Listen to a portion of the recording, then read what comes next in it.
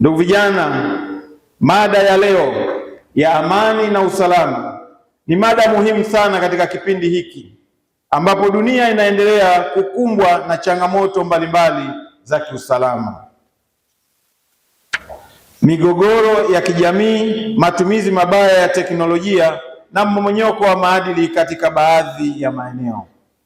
Aidha, tunapotazama duniani kote leo, tunaona amani ikizingirwa katika maeneo mengi sana yenye migogoro ambayo imeharibu jamii, mamilioni ya watu kuyahama makazi yao na kuacha urithi wao wa kudumu, kukithiri matukio ya uovu, kuongezeka kwa vifo, na baadhi ya mataifa hayana amani kwa sababu yana migogoro na mivutano ya kisiasa.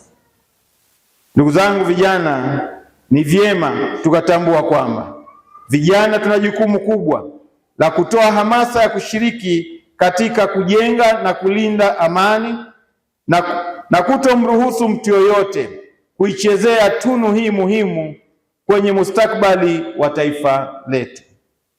Aidha, niwatake vijana kutokubali kushawishiwa kwa namna yoyote ile kuharibu amani ya nchi. Hivyo ninatoa rai kwenu, tuulinde usalama wetu, tuilinde amani yetu na tuendelee kuijenga Tanzania kwa umoja, mshikamano, upendo na uzalendo usiogawanyika kwa taifa. Badala ya kutumia teknolojia hii kama majukwaa ya uhalifu, uchochezi, kueneza chuki, udhalilishaji, upotoshaji wa taarifa ambao unasababisha kuhatarisha amani na usalama wa nchi yetu, nchi ambayo ilijengwa na vizazi vya Watanzania wengi.